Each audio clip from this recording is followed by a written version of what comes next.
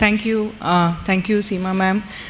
ખૂબ ખૂબ આભાર બુચ સર અને પેટકોન ઓર્ગેનાઇઝર્સ. એક તો આભાર એટલા માટે કે મને ડાયરેક્ટ પબ્લિક સાથે વાત કરવું ખૂબ ગમે, અને બીજું એટલા માટે કે આ મારું ફેવરિટ ટૉપિક છે.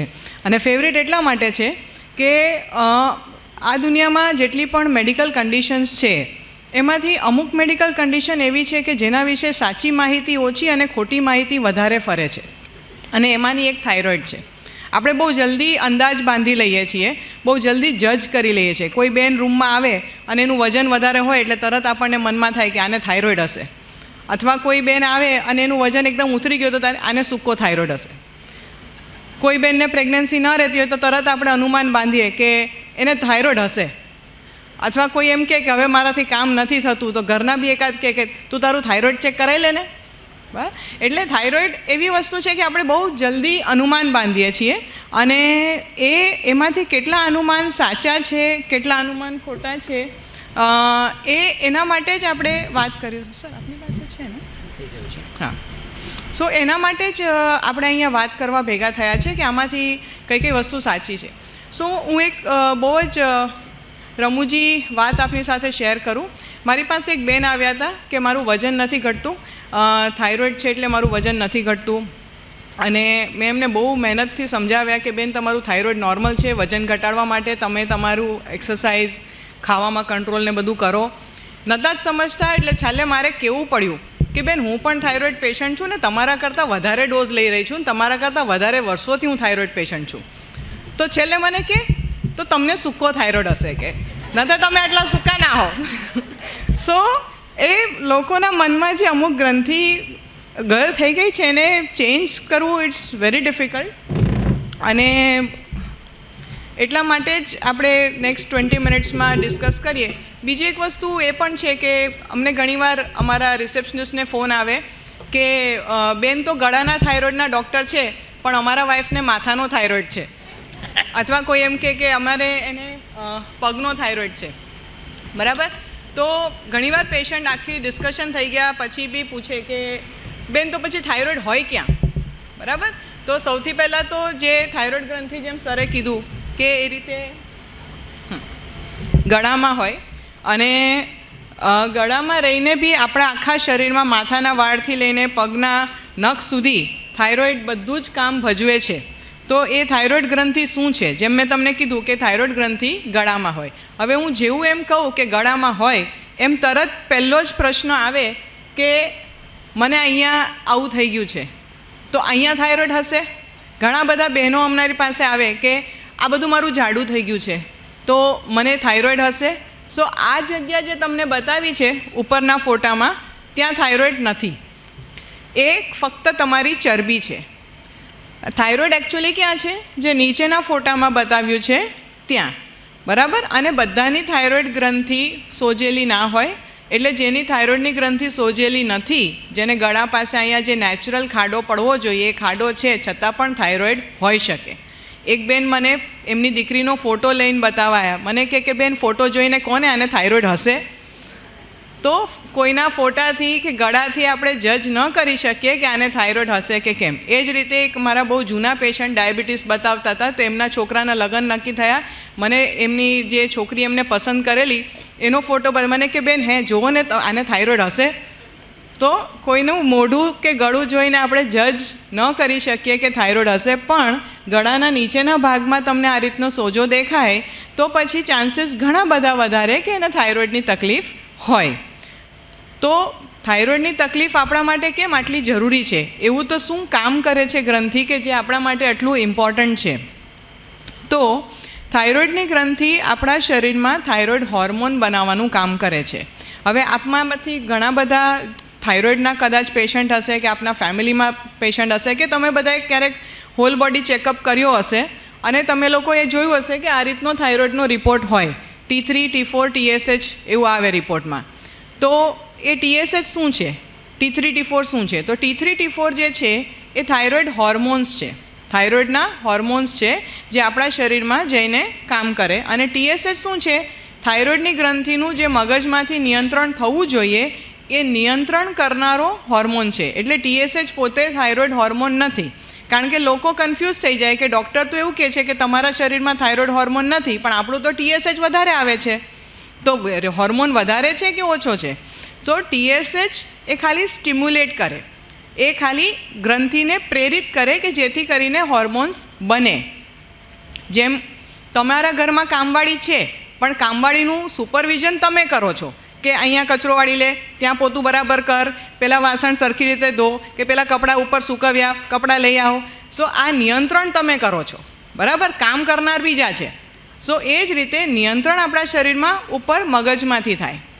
મગજમાંથી થાઇરોઇડ હોર્મોનની ગ્રંથિ નિયંત્રણ કરનાર હોર્મોન બને ને એ આપણા ગળામાં થાઇરોઇડ ગ્રંથિને જઈને હોર્મોન કેટલો બનાવવો, ક્યારે બનાવવો, કેવી રીતે બનાવવો એનું માર્ગદર્શન આપે. સો થાઇરોઇડનું કામ શું છે? તો થાઇરોઇડ 2 ટાઈપના કામ કરે. એક કે થાઇરોઇડ હોર્મોન તમારા શરીરમાં બધી જેટલી પણ કારીગરી છે, કામગીરી છે, એ વ્યવસ્થિત રીતે થાય છે કે નહીં એનું નિયંત્રણ કરે. જેમ કે તમે તમારા ઘરમાં બધું જ નિયંત્રણ કરો છો, બરાબર? ભલે કામ બીજા લોકો પાસે કરાવો, પણ નિયંત્રણ તમે કરો છો કે આટલું શાક આજે બનાવવાનું, આજે આટલી રોટલી બનાવવાની, આજે આ વસ્તુ અહીંયા મૂકવાની, ત્યાં પેલું સાફ કરવાનું, આ બધું કામ જે કામ છે એ તમે કરો છો. સો થાઇરોઇડ બધી વસ્તુની દેખરેખ કરે છે. વાળ કેટલી સ્પીડમાં ઉગવા જોઈએ, ચામડી ક્યારે ચેન્જ થઈ જવી જોઈએ, આંખની પાંપણ કેવી રીતે કામ કરવી જોઈએ, હૃદય કેવી રીતે ધબકવું જોઈએ, હાડકાં તમારા કેટલા મજબૂત હોવા જોઈએ, આ બધું કામ જે છે એ થાઇરોઇડ નક્કી કરે છે. પછી દરેક અંગ પોતાની રીતે કરે છે, પણ માર્ગદર્શન થાઇરોઇડ આપે છે. સેકન્ડ, થાઇરોઇડ બીજું કામ શું કરે છે કે તમારા શરીરમાં તમે જે કાંઈ ખોરાક ખાઓ છો, એ ખોરાકમાંથી જે તમને ઉર્જા મળે છે, એ ઉર્જાનું પરિવર્તન અને ઉર્જાને કેવી રીતે વાપરવી એ થાઇરોઇડ કરે છે, બરાબર? એટલે તમારું થાઇરોઇડ સારું હોય તો તમારા શરીરમાં તમે જે કંઈ ખાઈ રહ્યા છો એની તમને પૂરેપૂરી ઉર્જા મળે, ઉર્જા વેડફાય નહીં, વેસ્ટ ના જાય, ઉર્જા ઓછી ના પડે. સો આ જે નક્કી કરવાનું છે એ થાઇરોઇડ. એટલે તમે તમારી ગાડીમાં જેમ કે સારી ક્વોલિટીનું પેટ્રોલ ભરો કે તમે તમારી ગાડીની સારી સર્વિસ કરો તો ગાડી વધારે સારી ચાલે, લાંબી ચાલે. એ રીતે તમારા શરીરમાં થાઇરોઇડ હોર્મોન સારો હોય, નોર્મલ માત્રામાં હોય તો તમારું શરીર વધુ સારું ચાલે. જેમ કે તમે આ ઘર જોવો છો એકદમ સુવ્યવસ્થિત, બરાબર? તો થાઇરોઇડ હોર્મોન તમારા શરીરમાં સારી રીતે હોય તો તમારું શરીર બી આવું ચોખ્ખું હોય. હવે માની લો કે તમે તમારા ઘરના, જેમ મેડમે કીધું કે most of the females had the family, તમે તમારું ઘર મૂકીને 5-6 દિવસ ક્યાંય જતા રહ્યા તો ઘરની કન્ડિશન કેવી થશે? આવી થશે. તમે પાછા આવીને જોશો એટલે બધું અસ્તવ્યસ્ત થશે.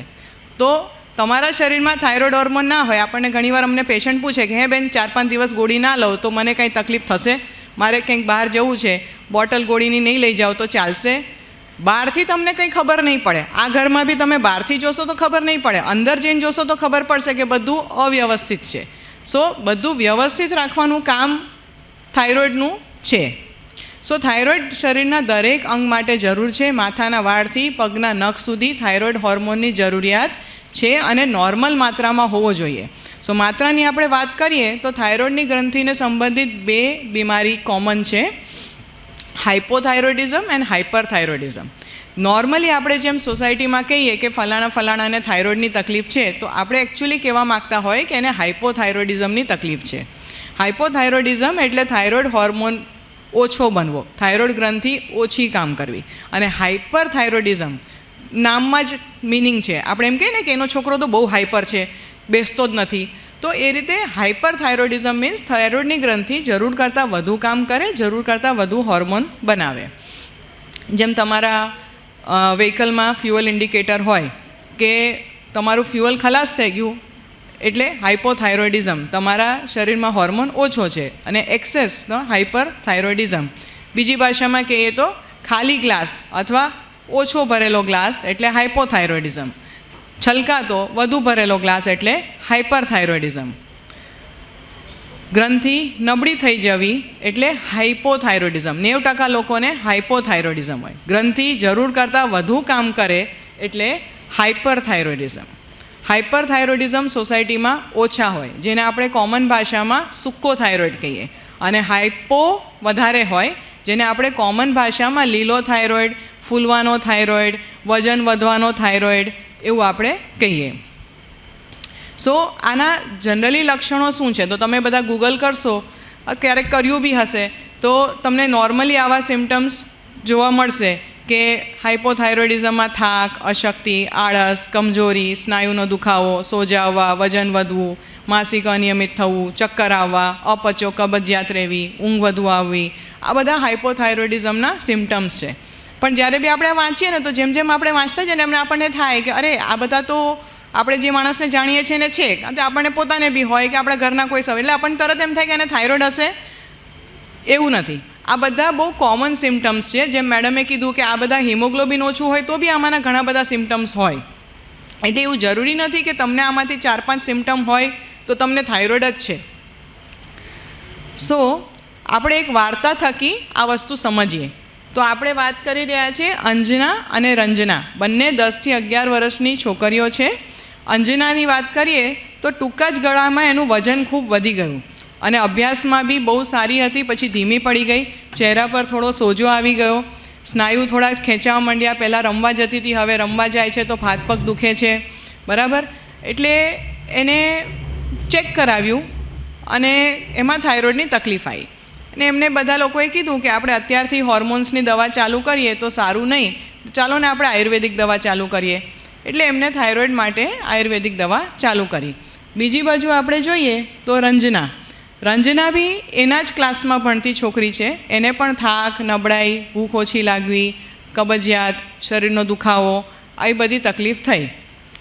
એમને કોઈએ સજેસ્ટ કર્યું કે એન્ડોક્રાઇનોલોજિસ્ટને બતાવવું જોઈએ. થાઇરોઇડની પ્રોબ્લેમ એ હોર્મોનની બીમારી છે. હોર્મોનની બીમારી જે સારું કરે એને એન્ડોક્રાઇનોલોજિસ્ટ કહેવાય. સો એન્ડોક્રાઇનોલોજિસ્ટને બતાવ્યું. એન્ડોક્રાઇનોલોજિસ્ટ બધું સમજાયું કે બીમારી કેવી હોય, શું છે, અને થાઇરોઇડની દવા ચાલુ કરી. પછી શું થાય છે 1 વર્ષ પછી? તો 1 વર્ષ પછી અંજના આયુર્વેદિક દવા હતી પણ વજન એનું વધતું ગયું, પગમાં દુખાવો રહેતો ગયો, અભ્યાસમાં ધીમી પડતી ગઈ એટલે અભ્યાસ બગડતો ગયો, શરીર આખું નિસ્તેજ થઈ ગયું.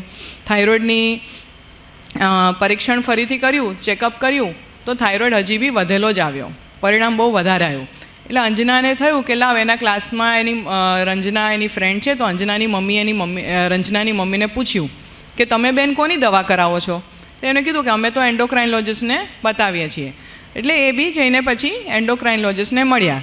અને આ બાજુ રંજનાએ પહેલે જ દિવસથી ચાલુ કરી દીધી હતી ટ્રીટમેન્ટ. એટલે એને બધો સોજો ઉતરી ગયો, ઊંચાઈ એની વધવા માંડી, વાળ ખરતા બંધ થઈ ગયા, શરીર ફિટ થઈ ગયું, ચુસ્ત થઈ ગયું અને રિપોર્ટ બી નોર્મલ આવવા માંડ્યા. પછી અંજનાની મમ્મીએ પણ ડૉક્ટરને બતાવીને થાઇરોઇડની પ્રોપર દવા ચાલુ કરી. હવે બંનેની મમ્મીઓના પ્રશ્નો છે. જેમ તમે તમારા સગા સંબંધીને ડૉક્ટર પાસે લઈ જાઓ તો તમારે પ્રશ્ન હોય એ રીતે આ કોમનલી કોઈ પણ થાઇરોઇડની બીમારીવાળાના મનમાં આ પ્રશ્નો હોય છે. જેમ કે અંજનાની મમ્મીએ પૂછ્યું કે થાઇરોઇડની દવા આપણે કરીએ તો આની કોઈ આડઅસર? કોમનલી એવું માનવામાં આવે કે હોર્મોન્સની દવા કરો તો હોર્મોનની આડઅસર થાય. થાઇરોઇડની દવાની કોઈ આડઅસર નથી. આપણા શરીરમાં હોર્મોન બનતો નથી એટલે આપણે દવા બહારથી લઈએ છીએ. તો એ એકચ્યુઅલી કોઈ દવા કે કેમિકલ નથી. એ જે હોર્મોન આપણા શરીરમાં નથી બનતો એ જ આપણે બહારથી લઈએ છીએ. તો જેમ તમે પાણીની કોઈ સાઈડ ઇફેક્ટ ના હોય તો એ રીતે થાઇરોઇડની દવાની પણ કોઈ સાઈડ ઇફેક્ટ ના. તમે પાણી પીઓ છો તો પાણીની કોઈ સાઈડ ઇફેક્ટ નથી. એ જ રીતે બીજો પ્રશ્ન હોય છે કે હવે તો રિપોર્ટ નોર્મલ આવી ગયો તો હવે દવા બંધ કરાય, હવે દવાનો ડોઝ ઓછો કરાય. તો મારું તમને એક જ વસ્તુ છે કે તમે જ્યારે ચશ્મા પહેરો છો તો જે નંબરના લેન્સથી તમને ક્લિયર દેખાય છે પછી તમે નંબર ઓછા કરો છો? નથી કરતા. તમે એ જ નંબરના ચશ્મા પહેરો છો.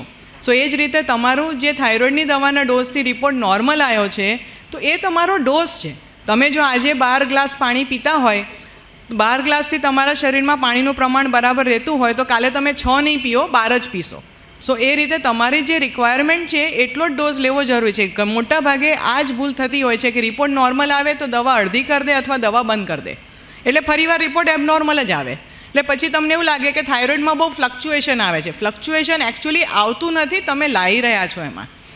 બીજી બાજુ રંજનાની મમ્મીને પ્રશ્ન હતો કે થાઇરોઇડની દવા લેવાની સાચી રીત કઈ? તો થાઇરોઇડની દવા હંમેશા વહેલી સવારે ઉઠતા વેત ખાલી પેટ 1 ગ્લાસ પાણી સાથે લેવાનું, બરાબર. અને ગોળી લીધા પછી 1 કલાક ગેપ રાખવાનું. કલાક સુધી પાણી સિવાય કશું નહીં, કોઈ ઉકાળો નહીં, ચૂરણ નહીં, કોઈ જાતના ડ્રાયફ્રૂટ નહીં, બીજી કોઈ દવા બીપીની કે કોઈ સાથે કશું જ નહીં. કારણ કે થાઇરોઇડની દવાને એબ્સોર્બ થવા માટે આ રીતે ખાલી સિમ્પલ પેટનું એન્વાયરમેન્ટ જોઈએ, એમાં સાથે કોઈ દવા કે કોઈ બીજી વસ્તુની ભેળસેળ હશે તો દવા 30 થી 40% એબ્સોર્બ નહીં થાય. એટલે તમને એમ થશે કે હું 100 માઇક્રોગ્રામનો ડોઝ લઉં છું પણ એમાંથી જતો હશે ખાલી 60-70. બીજી બાજુ ઘણા લોકોના ઘરમાં પેલું આલ્કલાઇન વોટર, કેન્જન વોટર પ્લાન્ટ્સ ને એવું છે, એટલે એ લોકો આલ્કલાઇન વોટર પીએ છે. તો આલ્કલાઇન વોટર થાઇરોઇડની ગોળી માટે સારું નથી. થાઇરોઇડની ગોળી માટે નોર્મલ માટલાનું પાણી, આરોનું પાણી કંઈ પણ ચાલશે. અને તમારી પાસે આલ્કલાઇન વોટર હોય તો તમારે એક ટીપું લીંબુનો રસ એમાં નાખવો પડશે એનું pH બેલેન્સ કરવા માટે. સો બીજું, થાઇરોઇડની દવા સવારે જ લેવાની. નાઇટ શિફ્ટવાળા પણ પૂછતા હોય કે અમારે નાઇટમાં લેવાની કે સવારે, તો પણ તમારે સવારે જ લેવાની, કારણ કે બોડી તો તમારું નોર્મલ પ્રમાણે જ ચાલશે. થાઇરોઇડની દવાને બદલી શકાય, થાઇરોઇડની દવાની કંપની બદલી શકાય. દુકાનવાળો કહે છે કે આ નથી, બીજી કંપની છે, ચાલશે. જનરલી ટ્રાય કરવાનું કે સેમ કંપનીની લેવાય, કારણ કે દરેક કંપનીની બનાવવાની સ્ટાઇલ અલગ હોય. ભલે કન્ટેન્ટ સેમ હોય, બધાની ટેકનોલોજી અલગ અલગ છે. એટલે તમારો ડોઝ થોડો ચેન્જ થઈ જશે જો તમે બ્રાન્ડ બી બદલશો તો. દવા ભૂલી જાય તો શું કરવાનું? તો જ્યારે તમને યાદ આવે ત્યારે લઈ લેવાનું ખરું. ઘણી બહેનો સવારમાં ઉઠીને ઘરનું કામ કરવા માંડે તો એમને ઘણીવાર દવા ભૂલાઈ જાય. તો પછી શું વિચારે કે હવે આજની જવા દો, પણ એવી રીતે અઠવાડિયામાં 3 વાર ભૂલી જાઓ તો પછી આપણો ડોઝ આખો ડિસ્ટર્બ થઈ જાય. એટલે પછી તો તમને જ્યારે યાદ આવે લઈ લો ખરા. દવા 30% ઓછી જશે પણ જશે ખરી. બીમાર હોય ત્યારે મોટી ભૂલ કરે, થાઇરોઇડની દવા બંધ કરી દે. હવે મેં તમને જેમ આગળ સમજાવ્યું કે થાઇરોઇડની ગ્રંથિ, થાઇરોઇડનો હોર્મોન તમારા આખા શરીરના કામગીરી માટે જરૂરી છે. તો જ્યારે તમારું શરીર સારું નથી ત્યારે તો ખાસ જરૂર છે. તો ત્યારે આપણે દવા બંધ નહીં કરવાની, સિવાય કે તમને ડૉક્ટરે કીધું હોય કે અત્યારે થાઇરોઇડની દવા ઓછી કરો અથવા ના લો તો જ, તમારી જાતે બંધ નહીં કરશો. સો હવે બંને છોકરીઓ અંજના રંજનાની વાત કરીએ તો હવે બંને 20 થી 21 વર્ષની છે. અંજનાને થોડી તકલીફ ફરી ચાલુ થઈ કે એને માસિક મોડું આવે છે, લંબાઈ છે, વજન વધી ગયું છે, મોઢા પર સોજા આવ્યા છે. એને તરત હવે મોટી થઈ એટલે જાતે ગૂગલ કર્યું અને ગૂગલે એને કીધું કે બેન તને આ બધું થાઇરોઇડથી છે. એને થાઇરોઇડનો રિપોર્ટ કર્યો અને રિપોર્ટ નોર્મલ આવ્યો. તો હવે આ બાજુ રંજનાને બી થોડી ઊંઘની તકલીફ થઈ છે, ચીડિયો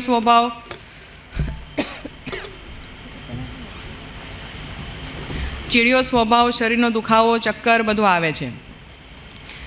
એને પણ રિપોર્ટ કર્યો, રિપોર્ટ નોર્મલ આવ્યો. સો હવે આ એક પ્રશ્ન છે, આ બહુ કોમનલી હોય છે કે તમને લાગે કે બધા સિમ્ટમ્સ થાઇરોઇડને લગતા છે પણ થાઇરોઇડની રિપોર્ટ નોર્મલ આવે તો શું થાય? સો આ જ બધી તકલીફ બીજી બી ઘણી બીમારીઓમાં હોય. જેમ મેડમે કીધું કે લોહીના ટકા ઓછા હોય તો થાય, PCOD હોય તો થાય, વિટામિન્સની ખામી, કસરતની ઉણપ, વધુ પડતું નમક ખાવાથી બી સોજા આવે, માનસિક તણાવ હોય તો પણ આવે, ડિપ્રેશન હોય તો પણ આવે. એટલે થાઇરોઇડનો રિપોર્ટ નોર્મલ હોય ને તમને તકલીફ હોય તો આ બધી તકલીફ થાઇરોઇડથી જ છે એવું માનીને બેસવાનું મતલબ નથી. હવે બંને છોકરીઓ 30 થી 31 વર્ષની છે. લગ્નનો સમય છે. બંનેની મમ્મીઓ યોગ્ય જીવનસાથી શોધે છે. હવે બધે એક જ પ્રશ્ન આવે છે, છોકરીને થાઇરોઇડ છે એટલે અમે સંબંધ નહીં કરીએ. મોટા ભાગે પેરેન્ટ્સ થાઇરોઇડની બીમારી એટલે જ નથી સ્વીકારતા કારણ કે એમને એ છે કે બેન અમારી છોકરીને ભણશે કોણ? અમે એમ કહેશું કે થાઇરોઇડ છે તો કોઈ નહીં ભણે. અને આની પાછળ રીઝન શું છે કે મોટા ભાગે લોકો માને છે કે થાઇરોઇડ હોય તો પ્રેગ્નન્સી ના રહે, કે થાઇરોઇડ હોય તો પ્રેગ્નન્સીમાં તકલીફ આવે જ. એવું નથી. થાઇરોઇડની બીમારી જો કંટ્રોલમાં હોય તો કોઈ પણ જાતની લગ્ન જીવનમાં તકલીફ થતી નથી. પ્રેગ્નન્સી બી કુદરતી રહી શકે છે, બાળકને પણ કોઈ જાતનું તકલીફ કે આડઅસર થતી નથી. મારી પાસે હમણાં ભણેલું ગણેલું દંપતી આવ્યું. હસબન્ડ એન્જિનિયર હતા, વાઇફ સેલ્સ માર્કેટિંગમાં હતી. વાઇફને પ્રેગ્નન્સી હતી, થાઇરોઇડનો રિપોર્ટ થોડો જ 2 પોઈન્ટ જ વધારે હતો, દવા તો લેતા જ હતા. હસબન્ડે તરત કીધું કે અબોર્શન કરાવી દો, થાઇરોઇડની તકલીફ છે, વધારે છે એટલે બાળકને મંદબુદ્ધિ થઈ જશે. એવું નથી. થાઇરોઇડ કંટ્રોલ હોય કોઈ પ્રોબ્લેમ આવશે નહીં. એટલે આપણે જેમ છોકરીને ચશ્મા હોય તો આપણે એમ કહીએ કે ચશ્મા તો હવે કોમન છે, એના માટે કોઈનો લગ્ન સંબંધ અટકે નહીં. તો એ રીતે થાઇરોઇડ માટે બી કોઈનો લગ્ન સંબંધ અટકવો ના જોઈએ. બાળકને થાઇરોઇડ થાય કે નહીં? માને થાઇરોઇડ હોય તો બાળકને થાઇરોઇડ થાય એવું દર વખતે કમ્પલસરી નથી. ચશ્માની જેમ છે, બંને મા બાપને ચશ્મા હોય તો છોકરાને ચશ્મા આવે પણ કમ્પલસરી નથી કે આવશે જ. એક મા બાપને ચશ્મા હોય, બીજાને ના હોય તો ના પણ આવે, અને બંનેને હોય તો પણ ના આવે. સો થાઇરોઇડમાં એવું નથી કે માને છે એટલે છોકરાઓને જ થાઇરોઇડ આવશે જ. હવે બંને સ્ત્રીઓના લગ્ન થઈ ગયા, 40-41 વર્ષની ઉંમરે પહોંચ્યા. અંજનાને મૂડી સ્વભાવ, એમના ઘરવાળા કમ્પ્લેન કરે છે કે નાની નાની વાતે મૂડ બદલાઈ જાય છે, બહુ ગુસ્સો કરે છે, નાની વાતે ચીડાઈ જાય છે, નાની વાતે રડવા માંડે છે, ગભરામણ થયા કરે છે વચ્ચે વચ્ચે, પંખો ચાલતો હોય તો એ પરસેવો વળી જાય છે, આંખે અંધારા આવે છે, લો બીપી થઈ જાય છે. આ બાજુ રંજનાની કમ્પ્લેન હતી કે હવે માસિક અનિયમિત થઈ ગયું છે, સાંધાનો દુખાવો થાય છે, હાથ પગમાં સોજા આવે છે, થાક લાગે છે, કામ કરવાની ઈચ્છા નથી થતી. પહેલાં તો 15 માણસોની રસોઈ બનાવી લેતી હતી, હવે 2 માણસનું બનાવવું હોય તો એમ થાય કે ચલો ઝોમેટો પરથી ઓર્ડર કરી દઈએ, રાઈટ.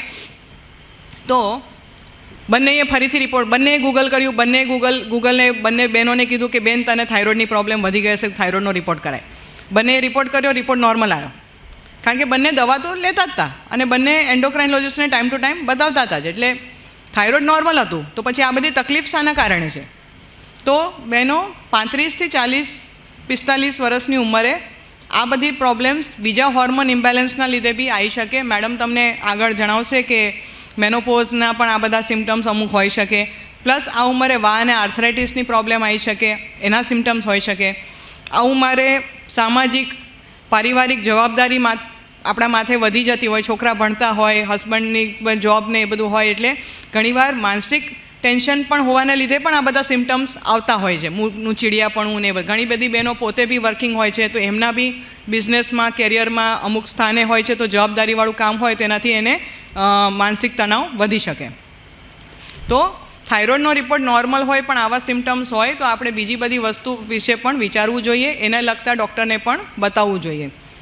હવે બંને સ્ત્રીઓ 50-51 વર્ષની થઈ. અંજનાબેનને કોલેસ્ટ્રોલ અને બીપી આવ્યું. પૂછ્યું તો શું થયું? એમને થાઇરોઇડની દવા બંધ કરી દીધી. કેમ બંધ કરી? કારણ કે એમને થયું કે થાઇરોઇડની દવા તો જ્યાં સુધી આપણને પ્રેગ્નન્સી ને આ બધું હોય ત્યાં સુધી લઈ લેવાય, પછી જરૂર નથી, કારણ કે થાઇરોઇડની એક રીતે પ્રેગ્નન્સીને બધું સારું રહે એના માટે. એ માન્યતા ખોટી છે. થાઇરોઇડની દવાની જરૂરિયાત છેક સુધી છે, કારણ કે થાઇરોઇડનો હોર્મોન તમે જન્મો ત્યારથી લઈને જ્યાં સુધી જીવો છો ત્યાં સુધી એની જરૂર છે.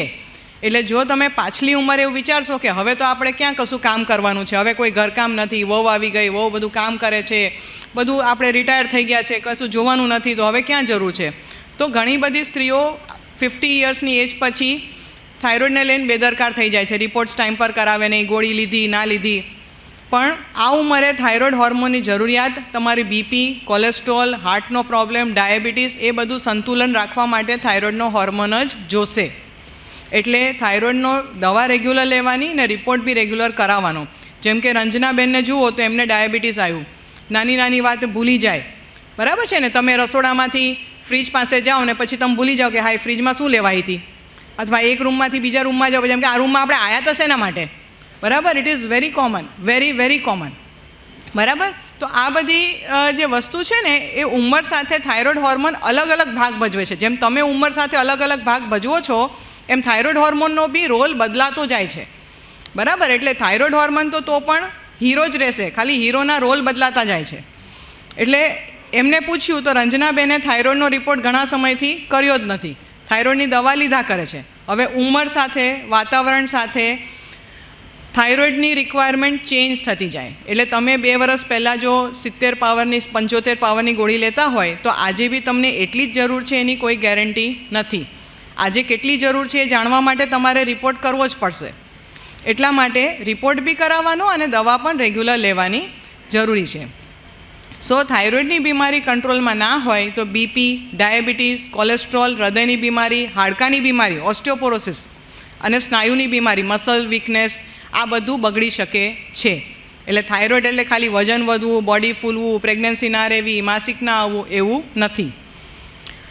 અને લાસ્ટ સ્લાઇડ, મને બોર્ડર લાઇન થાઇરોઇડ હોય તો શું કરવું? ઘણીવાર આપણે હોલ બોડી ચેકઅપ કરીએ અને એમાં થાઇરોઇડ બોર્ડર લાઇન આવે તો આપણે એમ કહે કે આ તો બોર્ડર લાઇન છે. સો બોર્ડર લાઇન થાઇરોઇડમાં દવા લેવી કે ના લેવી એ વાતનો ડાયલેમા પેશન્ટ અને ડૉક્ટર બંનેને હોય છે. સો આવા કેસમાં હું તમને ખાલી એટલું જ કહીશ કે તમે જ્યારે ગાડી ખરીદો છો ને ત્યારે તમને કંપનીવાળા કહે છે કે આની આટલા ટાઈમે સર્વિસ કરવાની. અમુક સર્વિસ તમને ફ્રી આપે, બાકીની તમારે પેઇડ કરવાની. હવે એ તમારા ઉપર છે કે તમે રેગ્યુલર સર્વિસ જ્યારે ગાડી ખરીદો ત્યારથી કરો. હવે 2 જણની ગાડી જોશો, એ કે જેને રેગ્યુલર સર્વિસ કરી હશે એની 15 વર્ષ પછી બી ગાડી એવી ને એવી હશે, અને જેને નહીં કરી હોય, ફ્રી સર્વિસ પછી સર્વિસો બંધ કરી દીધી હશે, એની ગાડી નહીં હોય સારી. એટલે થાઇરોઇડનો હોર્મોનનું normal level is like servicing your body. એટલે તમને થાઇરોઇડનું લેવલ બોર્ડરલાઇન હશે તો કોઈ તકલીફ નહીં થાય, માસિક બી રેગ્યુલર જ રહેશે, કદાચ વજન બી નહીં જ વધે અને થાક પણ નહીં લાગે. પણ અંદરથી બોડી આપણું ઘસારો ન પામે, અંદરથી બોડીને સારું રહે, એના માટે ઇવન બોર્ડરલાઇન થાઇરોઇડ મારું માનવું છે કે એટલીસ્ટ સારું કરવું જ જોઈએ. જ્યારે મને 12 વર્ષ પહેલાં થાઇરોઇડની પ્રોબ્લેમ આવી હતી ત્યારે રિપોર્ટ વોઝ બોર્ડરલાઇન. મેં કોઈને, ઇવન મારા ઘરવાળાને બી નહોતું કીધું કે મને થાઇરોઇડ આવ્યો છે. મેં મારી જાતે દવા ચાલુ, અને ત્યારે હું એન્ડોક્રાઇનોલોજિસ્ટ નથી, તો મેં દવા ચાલુ કરીને આજ સુધી હું લઉં જ છું. મેં કોઈ દિવસ વિચાર્યું નથી કે મને બોર્ડરલાઇન છે તો લાવ દવા બંધ કરીને જોવું કે દવા ઓછી કરું, because I love my body and I don't want to compromise. એટલે આપણી પાસે એક જ શરીર છે અને એનાથી જ ચલાવવાનું છે, એમાં રિપ્લેસમેન્ટ નથી મળવાનું. એટલે બોર્ડરલાઇન હોય તો બી કંઈ દવા લેવામાં નુકસાન નથી. આ દવા પાણીની જેમ છે, પાણીનું નુકસાન નથી, એમ થાઇરોઇડની દવાનું બી નુકસાન નથી. ખાલી એનું માત્રા યોગ્ય હોવી જોઈએ અને ટાઈમ ટુ ટાઈમ રિપોર્ટ કરો. સો સારાંશ એ જ છે કે જીવનની દરેક ક્ષણે થાઇરોઇડ હોર્મોનનું પર્યાપ્ત સ્તર જરૂરી છે. જ્યારે જરૂરી હોય ત્યારે થાઇરોઇડ હોર્મોનનું સ્તર માપતા રહેવું બી જરૂરી છે. થાઇરોઇડની તકલીફ ના હોય તો એ 45 વર્ષની ઉંમર પછી વર્ષમાં એકવાર કે 2 વર્ષે એકવાર ચેક કરવું જોઈએ. અને થાઇરોઇડની દવા નિયમિતપણે લેવી જોઈએ, અને કાયમ નહીં તો કંઈ નહીં, એટલીસ્ટ જ્યારે તમને એકવાર બી થાઇરોઇડની તકલીફ આવે તો એકવાર એન્ડોક્રાઇનોલોજિસ્ટની સલાહ લઈ લો, તમે બીમારી વિશે બધું જાણી લો. Thank you so much. I am sorry if I have taken any extra time. Thank you very much. તમે બધા મારી સાથે કબૂલ થશો કે આ દર્દી આ બાજુથી બોલ્યા કે પેલી બાજુથી બોલ્યા, દર્દી તરફથી બોલ્યા કે ડૉક્ટર તરફ બોલ્યા કે પછી ફાર્મા તરફથી બોલ્યા. ફાર્માવાળા તો એમને હાઈજેક જ કરી જશે કે દવા લેવી જ જોઈએ, ટેસ્ટ કરવા જ જોઈએ, બધું જ સાચું બોલ્યા છે. એટલે એ કોઈની ફેવર કરવા માટે નથી બોલ્યા, પણ આપણા શરીરને આની આકારને જિંદગીભર ચલાવવા માટે થાઇરોઇડનું જે જરૂરી સાતત્ય છે એ રાખવું જોઈએ. એ એમણે જે કહ્યું છે એ એકદમ સચોટ રીતે એમણે અને વિસ્તૃત રીતે જણાવ્યું છે. ઓડિયન્સમાંથી પણ મને આવી રીતે આમ દેખાઈ રહ્યું છે, જે તમને લોકો નથી દેખાતું પણ મને દેખાય છે. તો હું તમને જણાવી રહ્યો છું કે લોકોને આ લેક્ચર બહુ ગમ્યું છે. અને હવે આટલી સારી વાત પછી આપણે એમને એક મેમેન્ટો આપી અને સીમાબેનના હાથે એમનું સન્માન કરીએ.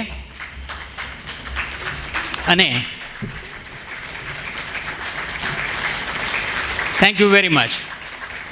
શા માટે પહેલાં એનીમિયા રાખ્યું હતું અને ત્યાર પછી થાઇરોઇડ રાખ્યું હતું, અને હવે થાઇરોઇડ પછી ઓબ્વિયસલી આપણે પહેલાં મેનોપોઝને એટલે કે મોનાબેનને બોલાવશું પ્રોગ્રામમાં ચેન્જ, કારણ કે એમણે જ બતાવ્યું કે એમનાથી પછી જો આગળ જરૂર પડે ને 50-60 વર્ષ ઉંમર થાય, યંગ લોકો તો જઈ જ શકે છે, પણ મેનોપોઝ માટેની જે વાત છે તો આપણે મેન્સ્ટ્રુએશનથી શરૂ કર્યું ત્યારે સ્વાતિબેને વાત કરી, અને હવે મેનોપોઝ પર આપણે અટકીએ. અને જ્યારે પછી એ બહેનો એમ કે હવે મેનોપોઝ, ત્યારે એ પોઝને છોડી અને પછી આપણે મેનને બોલાવશું to talk about the breast. સ્તનનું જતન, એવું નથી, તનમાં બધા જ હોય પણ સ્તનનું જતન એટલે કે કેવી રીતે કરવું જેથી કરીને આપણે બ્રેસ્ટ કેન્સરને અવોઇડ કરી શકીએ.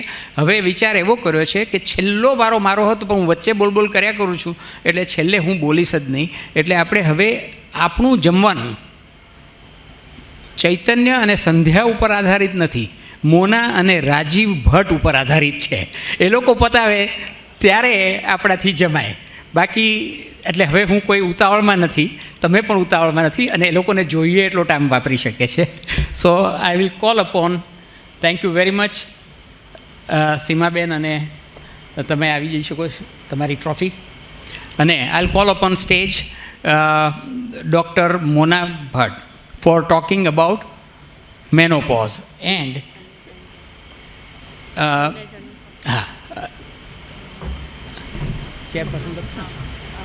અને હવે ચેરપર્સન રોલ બદલાયો છે, હીરો સેમ રહે છે, હિરોઈન સેમ રહે છે. હવે એમનો સ્પીકરમાંથી થાઇરોઇડનો નહીં, રૂપલનો રોલ એક પલમાં બદલાઈને હવે ચેરપર્સનનો થઈ ગયો છે. સો વેલકમ ડૉક્ટર રૂપલ. તો મોના મેડમને આપ બધા જાણતા જ હશો. હું એમના વિશે થોડું તમને પરિચય આપીશ. મોના મેડમે એમનું તબીબી ટ્રેનિંગ અને સ્ત્રીરોગની ટ્રેનિંગ આપણે કરમસદ મેડિકલ કોલેજથી લીધેલી, બીજે મેડિકલ કોલેજથી લીધેલી છે. બીજે મેડિકલ કોલેજ એ ટાઈમની one of the most reputed medical colleges આજે પણ ગણાય છે. આજે પણ જો ત્યારે આપણે પેલા બોર્ડમાં નંબર આવતો અને જે સ્ટુડન્ટ મેડિકલમાં લે એડમિશન તો એનું first choice was BJ medical college, right. So she has done from BJ medical college. અને એ પછી મેડમ આસિસ્ટન્ટ પ્રોફેસર રહ્યા હતા કરમસદ મેડિકલ કોલેજમાં. અને કરમસદ મેડિકલ કોલેજ પછી એમને જે આઈવીએફની ટ્રેનિંગ જે લીધી છે એ ડૉક્ટર મહેરુ હસોટિયા પાસેથી આઈવીએફ મુંબઈથી એમને ટ્રેનિંગ લીધી છે. એ જમાનામાં આઈવીએફ બધા માટે કોમન શબ્દ નહોતો and that was a very right time કે મેડમે આની ટ્રેનિંગ લીધી જેથી કરીને આપણા સિટીમાં આમનું એક્સપર્ટીઝની બધાને ફાયદો થાય. અને તે પછી મેડમે જર્મનીમાં પણ બહુ પ્રખ્યાત કિયલ યુનિવર્સિટીથી એમને gynaecological endoscopy and ART artificial reproduction techniques એની પણ મેડમે તાલીમ લીધેલી છે. મેડમ પહેલાં નિરામય જનરલ હોસ્પિટલમાં કામ કરતા હતા અને પછી 2016માં she started with Hera infertility clinic and આજે પણ મેડમ ત્યાં એમની ફરજ બજાવે છે. આ બધું તો તમે સાંભળ્યું જ, પણ એક બહુ સરસ કિસ્સો હું ખાલી શોર્ટમાં કહીશ કે એક દંપતી આવ્યા હતા એટ ધી એજ ઓફ 50 વર્ષની ઉંમરે બેન એમનો એક માત્ર છોકરો એક્સિડન્ટમાં ગુમાવી દીધો હતો અને ખૂબ જ સ્ટ્રેસમાં હતા કારણ કે એક માત્ર છોકરો 50 વર્ષે તમને છોડીને જતો રહે. એટલે 50 વર્ષે હવે આપણે વિચારીએ કે 50 વર્ષે ફરી પ્રેગ્નન્સી રહી શકે, પણ એમને ખૂબ જ ઈચ્છા હતી કારણ કે બંને દંપતી એકલા પડી ગયા હતા અને ત્યારે ને ત્યારે એમને થાઇરોઇડ પણ આવ્યું. એટલે મોના મેડમ પાસે એ દંપતી ગયા કે અમને આઈવીએફ દ્વારા તમે અમને કંઈક મદદ કરો, અમારે એક જોઈએ છે છોકરું. અને ત્યારે થાઇરોઇડ આવ્યું એટલે મેડમે મારી પાસે બી મોકલ્યું. તો આપણે એમ કહીએ ને કે થાઇરોઇડ હોય તો પ્રેગ્નન્સી ના રહે, 50 વર્ષે પ્રેગ્નન્સી ના રહે, આઈવીએફ બધા સક્સેસ ના જાય. પણ તમે કુદરતનું કરિશ્મા જુઓ કે ભગવાનનો ચમત્કાર, અને એ ચમત્કાર માટે ભગવાને એમને સિલેક્ટ કર્યા એ બહુ મોટી વસ્તુ છે. અને in the first try thyroid હોવા છતાં that lady conceived at the age of 50, which is like an oh my god moment. આવું દર વખતે નથી જોવા મળતું. And that was the first time હું મેડમના પરિચયમાં આવી કારણ કે એમને થાઇરોઇડ બી હતો તો અમે કમ્બાઇન્ડ એમને મેનેજ કર્યા and she delivered. That was a big thing કારણ કે આઈવીએફ તો થઈ જાય પણ પછી ડિલિવર થાય અ લાઈવ બેબી, અને બેબીને લઈને 3 વર્ષે બી આજે મારા ક્લિનિક પર 1 વર્ષ પહેલાં આવ્યા તો આઈ ફેલ્ટ સો નાઇસ. એટલે ભગવાન હજુ બી ચમત્કાર કરે છે અને જેમના થકી કરે છે એમાંના આ એક મેડમ છે. તો આપણે બધા એમને સાંભળીએ. Madam is going to talk about menopause.